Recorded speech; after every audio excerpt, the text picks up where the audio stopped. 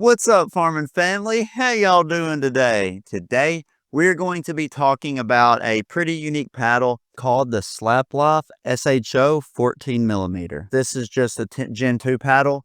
I didn't see anything on the website about foamed edges, along the edge, so I don't think there's foam, but it does have thermoformed edges. What I do want to talk about is this super elongated paddle. It's 16.75 inches long. They've cut the bottom corners off of this paddle. Their theory is it's useless paddle space and you don't need it, and it's going to make the paddle play quicker in your hands and allow you to counter stuff better. But yeah, I'm going to get into this whole review. I'm going to break down all of that, the sweet spot, the twist weight, all those numbers, everything that's really important when it comes to this paddle that's very similar to like a racquetball paddle or a racquetball racket. My bad. Don't beat me up in the comment section for it. But just be aware there's going to be some singles in here. I'll explain that why there is at the end of the video, or you'll understand by the end of the video. But yeah, let's get into this review, y'all. I hope you've been doing good. All right, so the first thing I want to talk about is the power of this paddle. Yes, it's super elongated. Do I think it's one of the more powerful paddles that I've played with? No. In terms of elongated, I would say it's average at best. It's not really good when it comes to the plow through.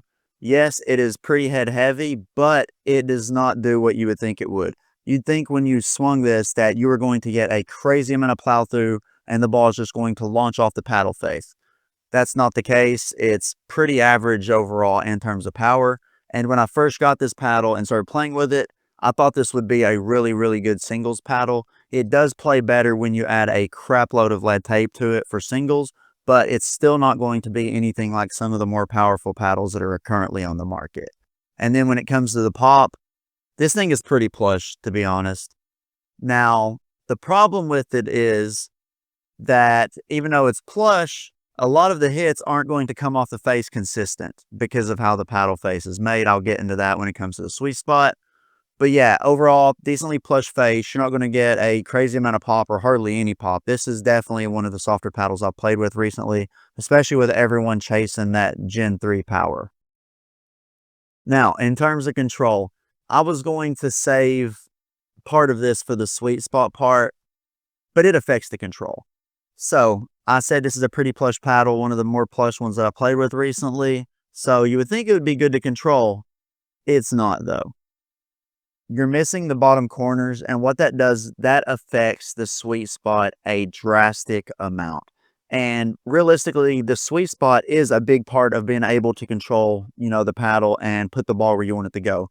If the sweet spot's tiny, you ain't going to have any control because you're not going to get any consistency with where the ball's going. So that's kind of the problem with this paddle. It's not the fact that it's really poppy. It's just that the sweet spot was just so bad that you're not getting a consistent hit off of it when you're dinking and doing drops. You're going to have to be very careful. Like, you got to hit that sweet spot perfectly. So when it came to the spin, I got 1,878 RPMs with this. The main problem with it was when I was doing these RPM tests, I couldn't get a consistent hit and make proper connection with the ball to be able to get the RPMs higher than what I currently got. Are the RPMs bad? No, not by any means, but I feel if the sweet spot was better, the RPM total would have definitely been higher overall in this paddle. So they cut the bottom parts of this paddle off. How'd that affect the swing weight? The swing weight on this paddle is 122. It's an elongated paddle or a super elongated paddle. That's kind of what you expect. Now, when I get to the twist weight and I start talking about all the lead you're going to have to add to this, it's going to go way up.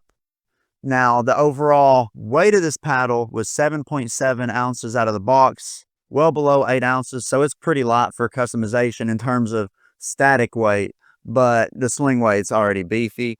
And when it came to the balance point was 248, which is really high up there, but what do you expect? Of course, it's going to be head heavy. It's literally all head. And that leads into the lead tape that I'm going to be talking about here in a minute. All right, y'all. I'm going to give you all a second to guess what this twist weight would be. Guess right now. Okay, you're wrong. The twist weight of this paddle is 4.86. That is crazy low. I have never tested anything this low. I'm sure there's trainer paddles that are like this wide that have a twist weight that is very similar to this. But yeah, you've got to put a lot of lead tape. I don't even know if you can put, you probably have to put like 3 or 4 stacks of lead tape just to get it up to the 6.5 average. This is a 4.8. That is crazy low. This thing twists in your hands if you don't hit it directly in the middle, which goes to the sweet spot, which I already talked about in the control. The sweet spot is like this big. It is tiny. And if you add lead tape to it, it gets a little bit bigger.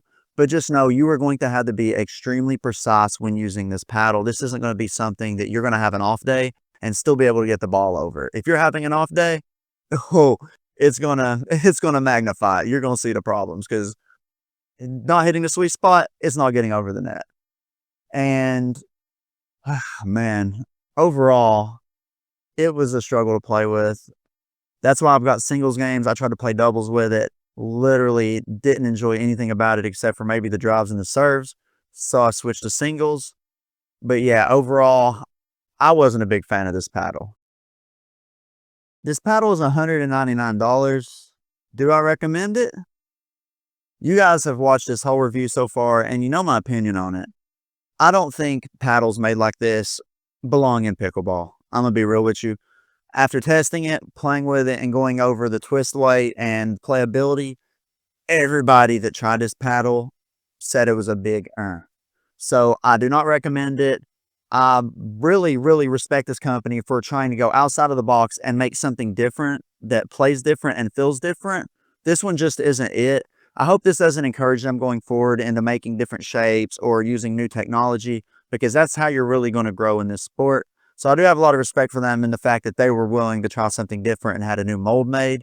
It just doesn't really play that good. But yeah, I hope you enjoyed this review. If you've played with a Slapp Life SHO 14mm, let me know. I'm curious everybody else's opinion on this. I've talked to a couple other reviewers who have tried it. But yeah, I hope you enjoyed this review. Until next time, stay safe. Have a good day. Drink plenty of water. Peace, y'all.